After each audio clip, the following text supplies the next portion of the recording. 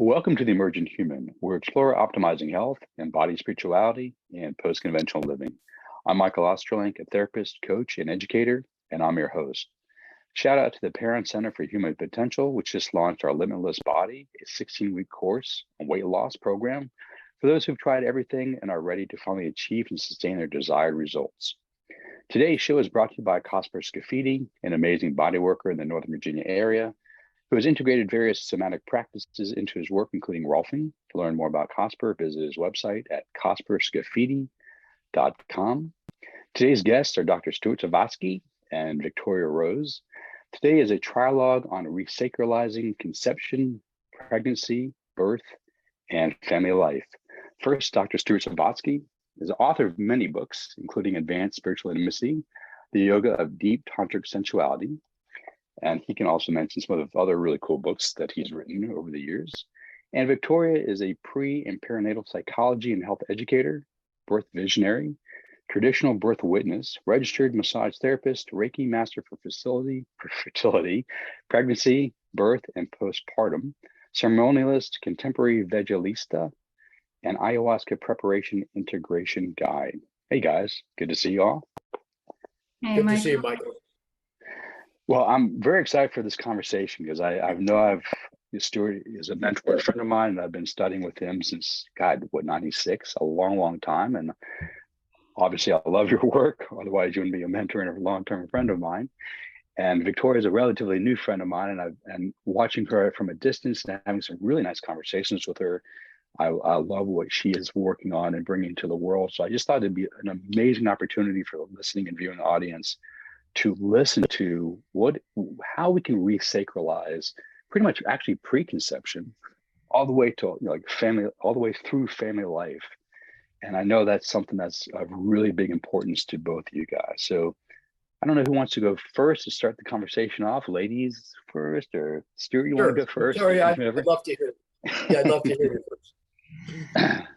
Well, thank you, Michael. I said this before we hopped on, but really brilliant to have the idea to put this together. I'm really thrilled to be here with you both, and I really mean it when I say thank you.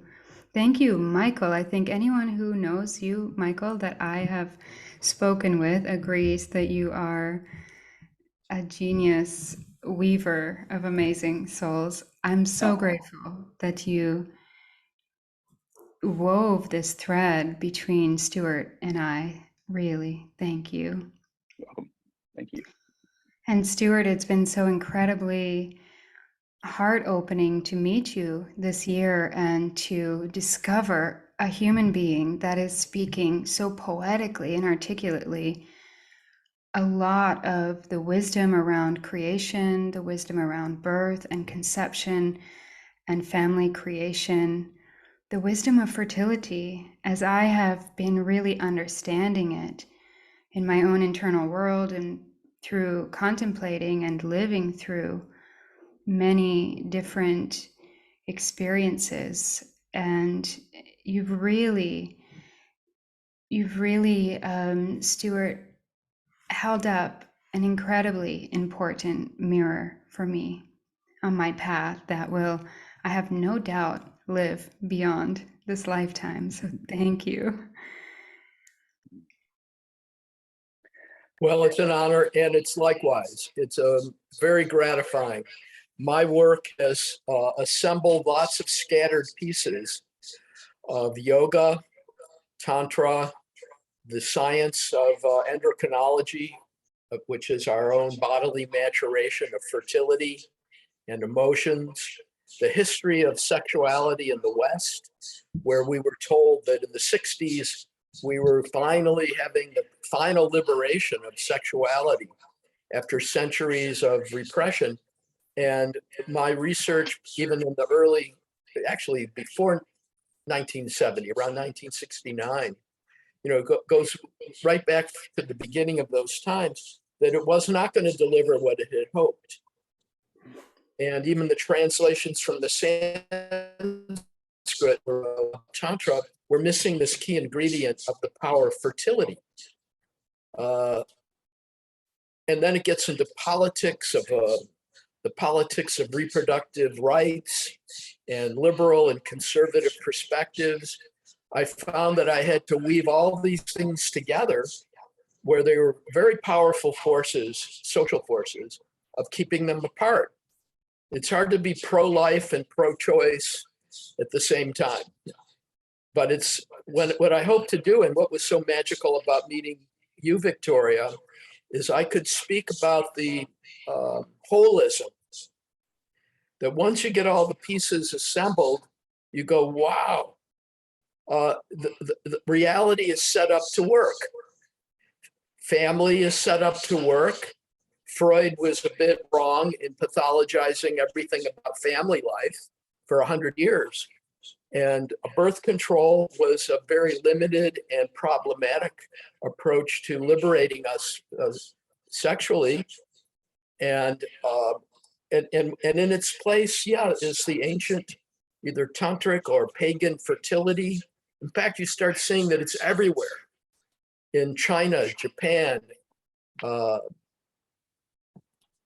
Islamic cultures, Judaic cultures, you see that the spell, I think of it as Freud, was so great, we couldn't see that there is a maturation of the human body, of men and women being together.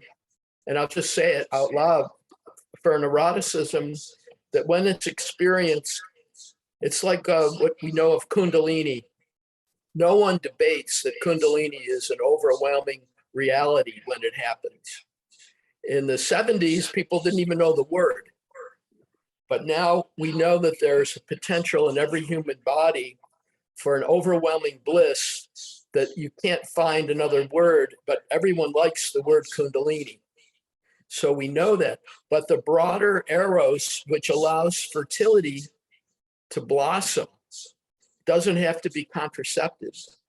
There's a natural maturation of these hormones towards what I call entheogenic levels in the human body, that people, when they taste this sharing and co-created bliss, then fertility is let to be and flourish in the human body and nourish gestation. And these are the areas that, Victoria, you're so way deeply dedicated to, intuitively, or maybe I wonder in your generation is more aware than the older generations that were trapped in the Freudian views, that you can see the holism of sustainable planet, of sustainable lifelong marriage, of natural gestation and communication with the embryo fetus all the way through. It's a holism that then makes marriage be, with children, surely, be this profound day-to-day life. And I have to say, lots of people live this very naturally as it is. Family life doesn't, for probably a third of the world, if not more than half, I haven't seen the numbers, but many people, it's common sense that pregnancy and conception is a miracle, and children are miracles, and marriage is like one of the great joys of life. And people want to marry relatively early, and they look forward to a whole life going well.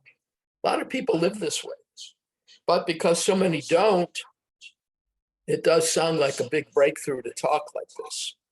So that's my brief introduction. So I'd be curious for Victoria. So Stuart, you're a marriage family therapist. You're a scholar of Kundalini yoga. You have a degree in religious studies. So you're well versed in those schools of thought. Victoria, just for a listening and viewing audience, and of course, Victoria, I'm going to have you back for a one-on-one interview too. But we know a little bit of Stuart's background. Tell us a little bit about your background and what led you on this path and your deep interest in this topic. Thank you so much for asking me that question. I'm always just as curious as to what will come through when I'm asked that. And the reason is because it's been so deeply experiential. I remember being a very small child, 8, 9 years old, sitting on my bed, connecting to my brother, who was growing in my mother's womb at the time, and communicating with him. There was a lot of turbulence in the home, and I knew that I could connect with him and inform him that these adults were really confused and had their own things going on, and none of it had anything to do with him. Oh, That wasn't for him to take into his body. mm, And so actually my communication with the consciousness, my attunement with the consciousness that is now incarnating on planet Earth, that's very obvious to see as we look around. And especially if we take the time to connect with pregnant mothers and babies and children. Even I feel like an old woman stuck in her ways when I'm in the presence of these newborns, or even the souls that are still ideas or not even thought of yet. That's how this consciousness actually makes me feel.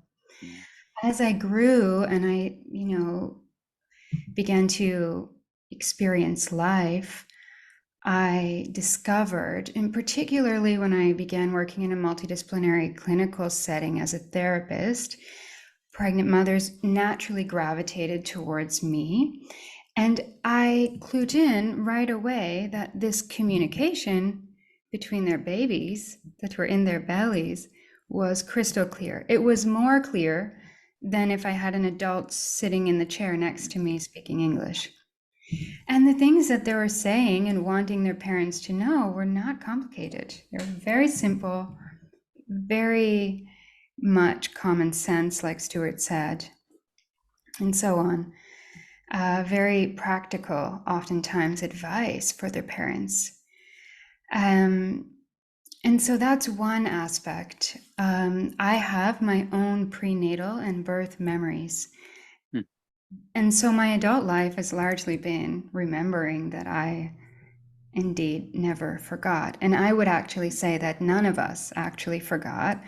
And I do want to point out that, at least in my opinion, pre and perinatal psychology doesn't really fit in the same category as popular psychology. Popular psychology is widely responsible for our mass forgetting in a lot of ways. And pre and perinatal psychology is really an incredible field of study that is supporting our remembering. And prenatal memory is an entire emerging field inside of prenatal and perinatal psychology. So I want to point that out. When I began studying pre and perinatal psychology, it was affirming for me a lot of the memories that I had held. I've also had incredible teachers and elders and mentors come onto my path through extensive doula and preconception training with one of my dear elders, Barbara Essman, the founder and director of the Sacred Birthing School on Kauai, Hawaii. She's easily found online. I was conceived as a twin, and actually many humans were. Some of the amazing pioneers in prenatal and perinatal psychology, their decades of clinical experience show that a very high percentage of us were conceived as a multiple mm, or a twin. In my experience, in how my body remembers these early events, this was a soulmate. Okay, so there's many different twin dynamics. My experience was that of losing a soulmate. mm, Was a it was really a tragic experience for me, and I actually think that that occurrence took place even before implantation. So this testifies the consciousness of the soul even before some of these very early embryological processes. So life unfolds and really begins to happen, and I arrive on Kauai to respond to my natural in curiosity to show up and love women and parents as they bring children into the world. And nowhere on any of my registration documents, in my application process, did I write anywhere for Barbara to see that I had twin dynamics in my prenatal history? And within 10 minutes of being in her living room, meeting her face to face for the first time, she ever so confidently said, "Ah, you're a twin."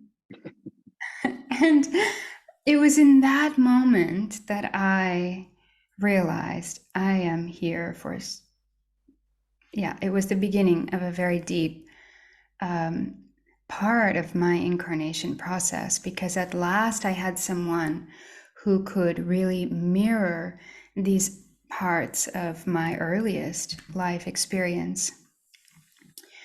I have spent extensive periods of time over the last quite a few years, nearly a decade, that I've been immersed in ancient Amazonian healing tradition.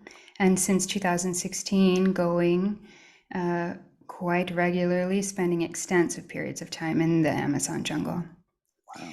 And so the plants themselves have also been incredible teachers. And we tend to only hear about, I'll bring this up because you mentioned it in my bio, Michael, about ayahuasca preparation and integration. We tend to, in our Western world, only hear about this one plant, ayahuasca, when it's pertaining to these Amazonian traditions. But ayahuasca is only one part of a very deep, ancient way, actually, of life. It's just the only part that we hear of. Through witnessing thousands of people over the years go through these deeply moving, often transformational healing experiences, I began to pick up on something, which was, we are all re-experiencing our births each and every day of our lives. And particularly during times of change, of transitioning from one reality into another, of rites of passage, we could call them, but particularly when we sit with a medicine like ayahuasca. And these memories are often not spoken. They're actually coming up in this space in all kinds of different ways. Actually, I would say that the way in which one relates to what do we want to call it, the path or ceremony, or this lifelong process of incarnating, is largely indicative of our earliest life experiences. A lot of these memories come from a pre-verbal time. Yeah. And so we often associate memory as, oh, if I can explain it, or if I can recall in my mind.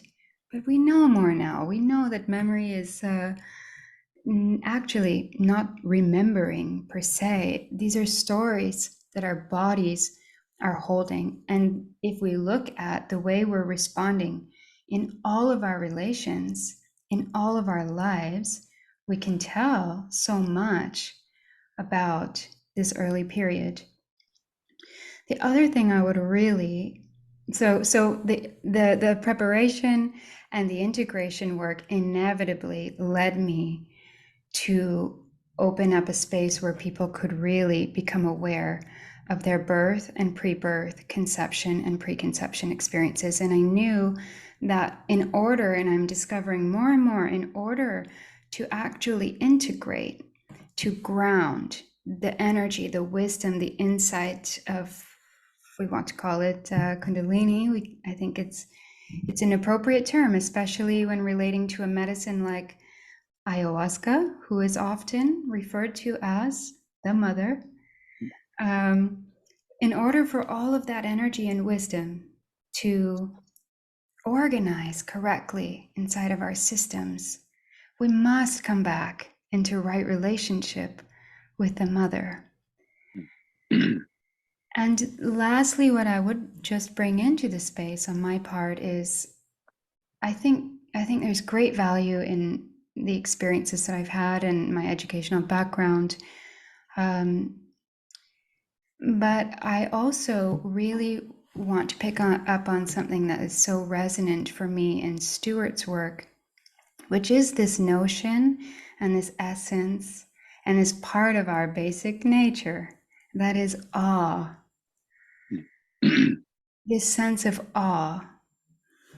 I have had experiences up close with a very good friend of mine who I lived with being murdered in our home, which, I mean, I could unpack that for a week, which I won't go into here. But as you can imagine, this life experience, being in the same home, I wasn't in the home when the incident took place, but it really recapitulated this in utero experience. My response to some of the life experiences that I've had that fit in that very, capital T kind of trauma category has not been necessarily anger towards a situation, although this is a natural part of the experience that has come up. It has actually been fuel for me on my journey to understand this man who was her partner, who no one in the city or surroundings, or he was a trained attorney, actually. No one could have ever possibly imagined this individual doing something like that, and especially to this incredible female leader in our community. My response to that was really to understand what happened to this man that was repressed, that wasn't expressed, that wasn't allowed to, what parts of him weren't allowed to exist. So it really brought me in to, and I think it was Dr. Thomas Verney actually wrote an article, please, if I'm quoting the wrong author, but I'm sure that it was him that actually wrote a book, Build Babies, Not Jails. Yeah. And so I understand this is a long intro, but it's really been this experiential journey of understanding goodness is our basic nature. And as parents, as humans that are choosing to open the gates for a formless to enter form, we have this incredible opportunity. We are architects. We have this extraordinary opportunity to set humans up from the very beginning as beings who are connected, coherent, well communicative, intimate, confident, all of these things, beings. And so, yes, there's so much more I could say. What comes to mind, listening to both of you talk about your past and your vision, is Matthew Fox, his book, Original Blessing. As opposed to pathologizing or in a religious sense, we're born into sin. What I hear both of you talking about is like, no, it's actually an original blessing.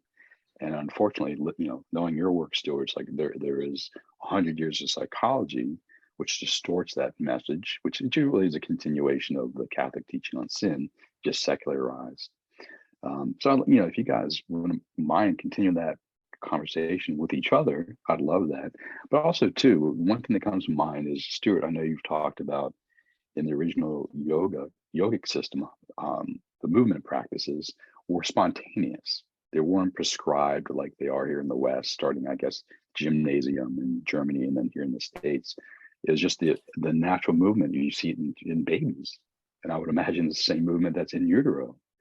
And it's just amazing to think, like, you guys come from different paths, but it's the same overall arching view of life. And I love that. So talk amongst yourself. Educate us on this stuff. Stuart? Well, trying to say is you can start at any point in the life cycle.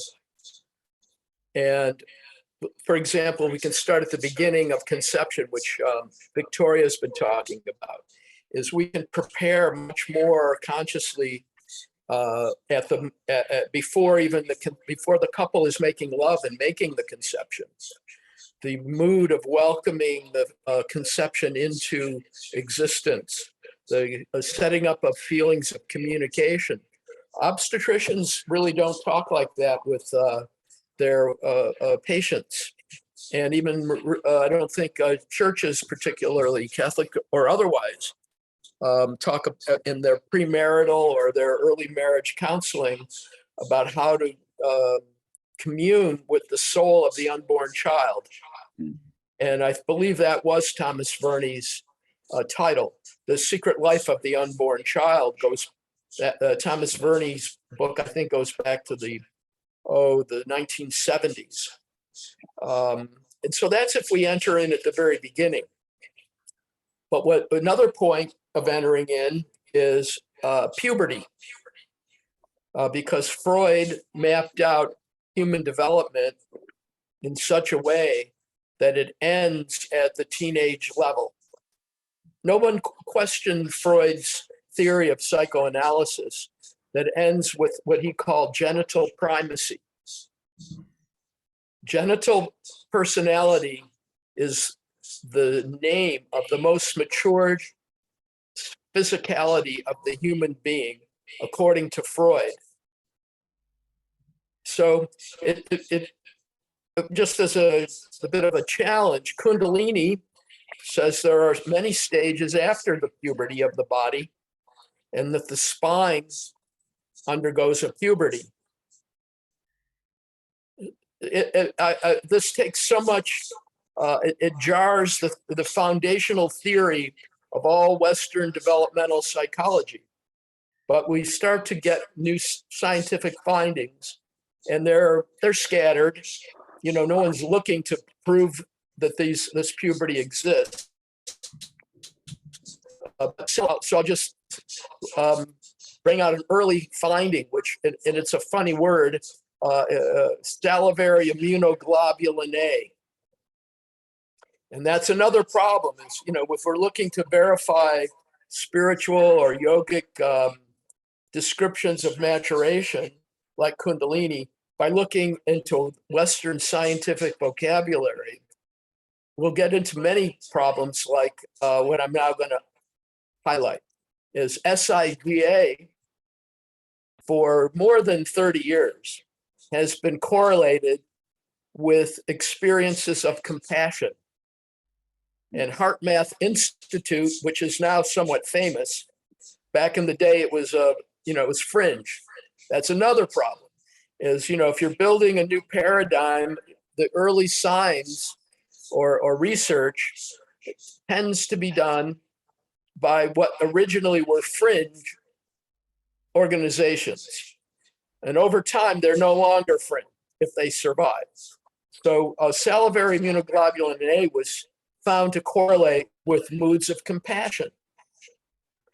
And then, 20 plus years later, research on mindfulness in the last decades confirmed that salivary immunoglobulin A, which has like I say, a funny sounding name, correlates with diminishing moods of aggression. It correlates with empathy and meditative state called mindfulness. Now, this is just the beginning, but it's a big step. It's a big step to say that the hormones of the body are being tested, not just the brain waves, which was the first 30 or 40 years of meditation research. They weren't looking at hormone level changes.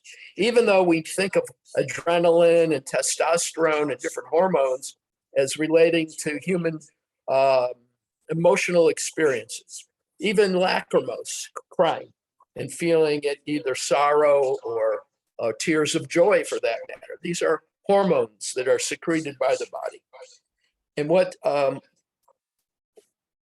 what I'm really sharing is when you get enough of this new research in place, there's such a huge breakthrough in what constitutes human development that you have to say another puberty is happening.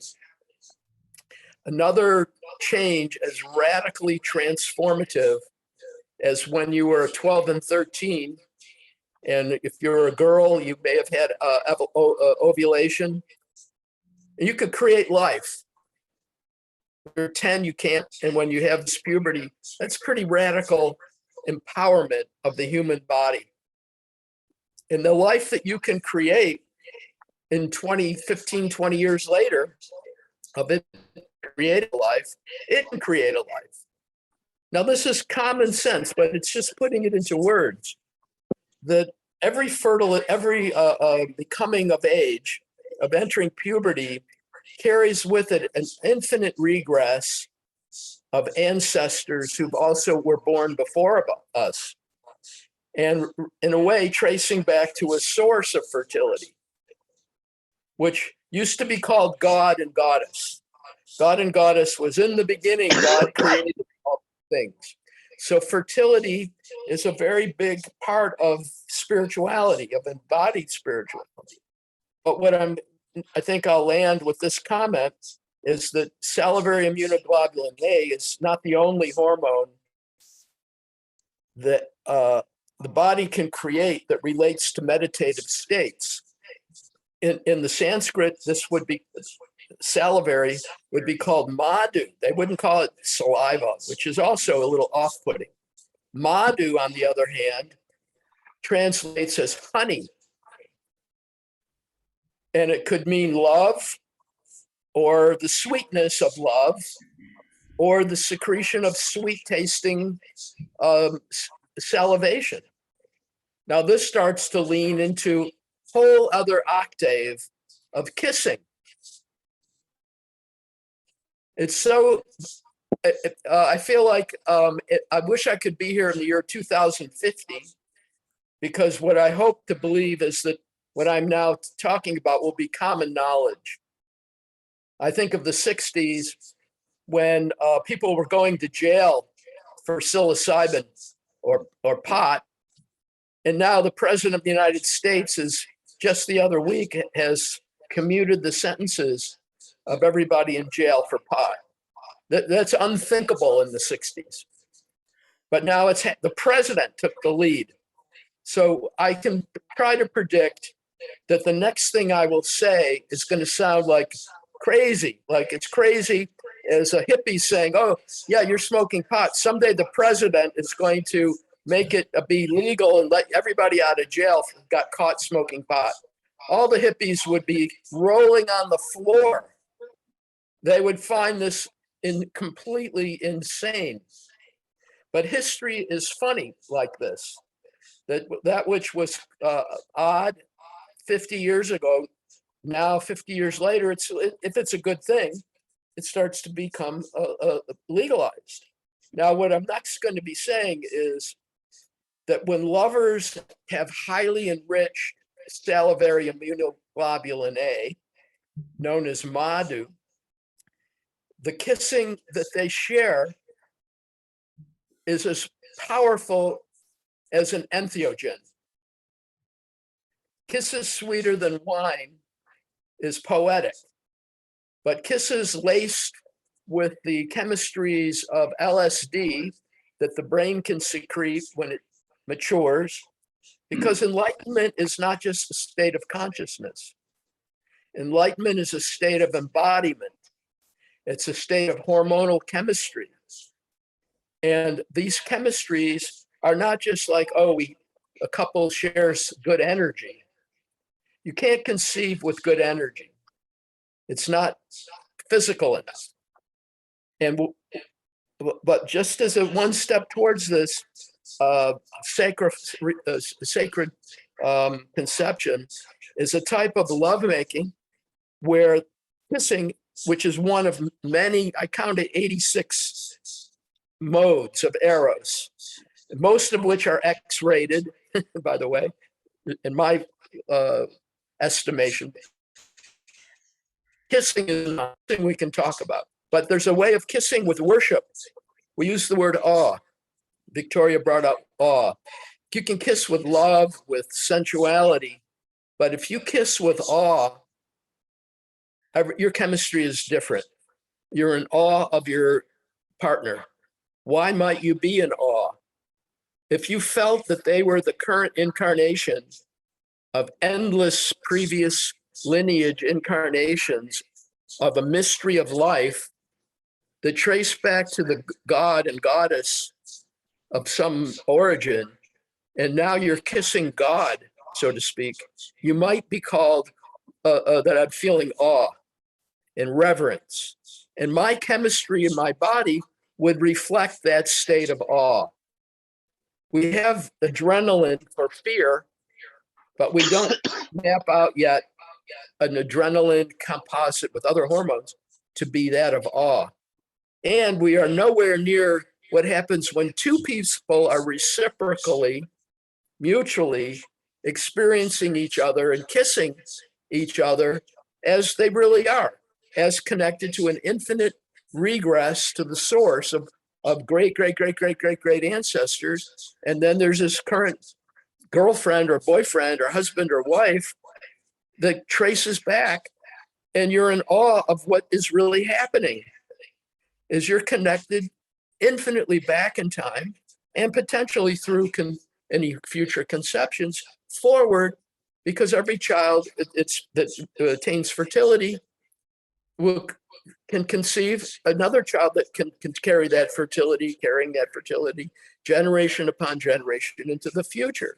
This is common logic of fertility, but it becomes a vivid, and it consolidates in the madhu of the salivation as an entheogenic salivation.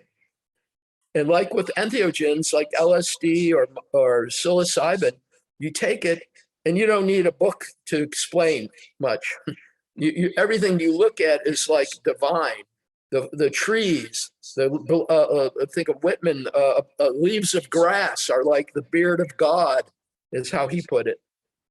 And so, yeah, this is what I say points to a puberty of the hypothalamus and other parts of the endocrine system that start to profusely secrete very heightened psychotropic or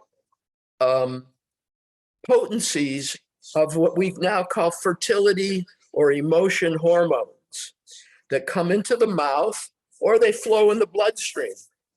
That's what endocrine means. They're internally secreted. But the partner's lovemaking has no risk of conception within this broad realm.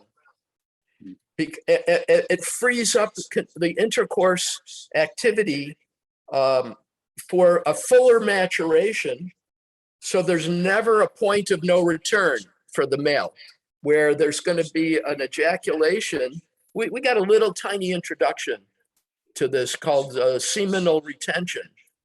David Dita, who's I think you could call him a mini bestseller in the pop area, he points out the mechanics of this retention, but not what happens in the prostate, where it develops its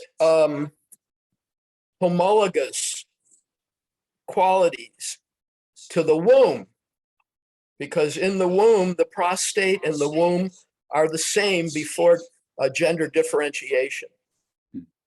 This is science, but the implications are not thought out in the realm of Tantra for male or female. That the womb is likewise is a female prostate. It in a sense, its labor contractions are like what a male prostate does before ejaculation. It spasms to create life. We call it labor contractions. But in this type of matured prostate, the energy of fertility is heated up as an alchemy. It's called bindu to ojas, or light, seed energy to light. And light goes through many more transitions until it turns gold. Oras is the AU symbol for gold in chemistry, but it's a Sanskrit word for the golden color of the aura. So the semen or the ovum, they are heated up through a type of lovemaking that does not risk pregnancy. So it frees up the mind and body from fear of an unwanted conception. And that is critical for real tantra to occur, for real sacred erotic. It's not just sensations, it's activating the source of life. And that activation, you feel like God and goddess, not just like beloveds. And the only thing in this model that could make us feel like God and goddess is the power of life, of fertility. And that it is shared in all kinds of ways. The kissing is just one. And I'll just say one more thing, is mitosis. Mitosis is cellular division. We have 4.8 million cellular divisions per second in the human body. That's like sex happening 4.8 million times per second, every second, an orgasm of cellular reproduction. Not very little yoga is, or meditation helps people get in touch with mitosis. Maybe breathing. Watch yourself breathe in and out, or the flow of energy. But there's some barrier to opening a door to both kinds of fertility. The fertility of our body reproducing itself, no interest in that I have found. And I was the president of the National Association for so-called transpersonal psych for 16 years. There was zero interest among my colleagues. In India, there's big interest. The Dalai Lama wanted to sponsor, and he did, my conference on world family. But getting to the fertility aspect of spiritual awakening, that's why I love Victoria, because she's alive to the power of being in touch with human fertility. So you can feel it at every cell, and there's ways of feeling awe with each other in ways that, like kissing, that do not risk pregnancy. And a side effect, if I can just say that, is every pregnancy is done intentionally.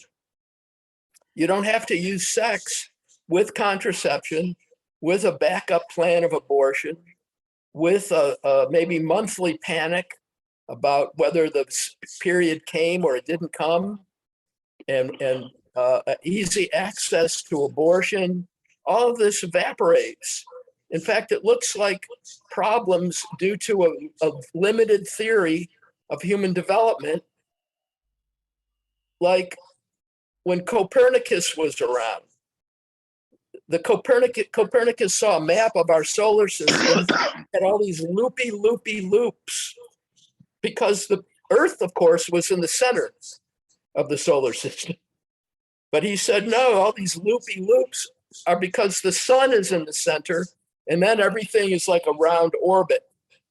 So right now, all our problems are loopy loops of a completely ludicrous and misleading and tragically misleading mismapping of human maturation. When you get the full puberty of the spine, the lovemaking that I'm hinting at a little bit, and the consequence of a type of intercourse that allows fertility to be supreme, then you go, oh my God, I can exhale. I don't have to be pro-life. I don't have to be pro-choice. I don't have to be looking at the Supreme Court judge one way or the other, what if his stand on reproductive rights. All of that evaporates, like when Copernicus said, let's put the sun in the middle. And everything got back in order. So quick comment, Stuart. You mentioned 2050, and I'm going to make sure Dr. Dan has you around the 2050, so you can see all this unfold. We only have I told Stuart yesterday that he'll be around for at least 40 more years. oh, nice, perfect. I love it. Good, good, good. So we only have a few more minutes left, and what I'd like to do is invite you guys back. I really only started the conversation. If you guys are interested in doing so, but Victoria, I'd love for you to kind of take us home. And Stuart talked about the chemistries of the body and the entheogenic effects of the way we connect. And I'd love for you to kind of contextualize that with breastfeeding and the connection between the baby and the mother, because that seems to be lost, unfortunately, in our culture. And then we'll come back another Thank time. you for asking.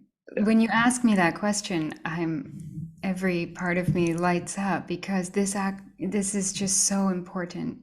And I'm so glad that you invite us back, because I could sit here and listen to you, Stuart, for ages. And there's so many points that you mentioned, which are very related to what Michael's question just was, that I would love to, exchange about.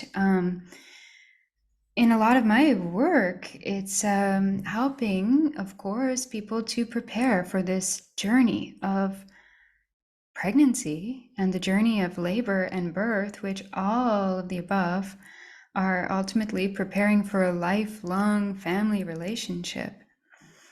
And I think that there's a lot of really good efforts being made to help women remember that birth isn't actually designed to be a painful event. And a lot of the efforts in that area are about educating about the hormonal blueprint of labor and these things. And I think it's amazing, and I think it's still, we're minimalizing the potential. And Stuart mentioned potential in the beginning. We are potency. We can talk about potency, but we are potency. And I think that, where I find everything in my being, at least, wanting to go with these conversations about, birth and lovemaking are hormonally identical. The difference is that Stuart talks about Madhu. I guess in science we call this oxytocin. Am I right, Stuart? Sure. Okay, so there's these hormones of love, of connection, of intimacy, of safety, of non-ordinary states, are produced at the highest possible levels that are available to any human being during a woman when she's giving birth. And so I think that when we understand that birth is actually designed by nature to be an ecstatic, orgasmic experience, it just takes us away from the conversation about preventing trauma. We're not teaching these things to prevent trauma. At least I'm not. I'm teaching these things to welcome in the potential of the human being. And the hormones are the emotions. Our emotions are our power. And we are emotional, relational beings. And so when we get kind of stuck thinking about the hormones, it can take us out of the actual experience of connection. And so going back to, let's say, preconception and the intimacy and the connection and the embodied love making, those hormones or those emotions, that consciousness, if you will, is what produces this alchemical hormonal elixir. And so the consciousness precedes the development. And when souls, from the time of, it's the love that pulls us in. It really is the love that pulls us in. And so when that connection and that intimacy remains part of the reality of the parents throughout the pregnancy, even in the hard times, even in the pain, even in, hopefully there's hard times, hopefully there's pain during pregnancy. I mean, hopefully there's stress, because we're welcoming humans into an obviously stressful world and they need to navigate. And so, it doesn't need actually to be a burdensome conversation. It can be really us coming into the power and the opportunity that we have. It's through the connection that the mother is experiencing with her body that the baby feels connected. And all of the hormones, yes, that are associated with breast milk production, we got really lost when it comes to breastfeeding, because breastfeeding is so far beyond just feeding. There's so much more happening. The baby's learning everything that they will learn about life and relationships in these times. So it's normal for babies to feed 50,000 times a day and all night long and nonstop. And I think when those needs get repressed or controlled or modified, or any amount of intervening or disturbance happens on those normal, primal, sensual, intimate, sexual experiences. And I know birth and sex in the same conversation is the most taboo one you can have, but it is sexual. Birth is the most sexual experience that a human can have. And so this is why, again, we can talk for so long, but this is why a lot of my work is really centered around bringing people back to heal their own birth and pre-birth experiences, because this is inevitably a sexual healing. And we need to heal all of this suppression around our sexual energy, our fertility, in order that these beings come in and flourish. Birth is entheogenic naturally, and life is entheogenic. So that's where I would leave it. I love that. On that note, that's a perfect way to end the beginning of our trialogue. Victoria Rose, thank you for joining us. Stuart Sovatsky, thank you. I'll make sure to include in the show notes links to your sites and all your work. And I'll circle back with you, obviously, offline to find a time for part 2. Thank you, guys. You're welcome. Thanks again, Michael. All right. Bye-bye. Bye-bye. There's nothing in between you and me. Nothing in between blue and sea. Nothing in between us and love.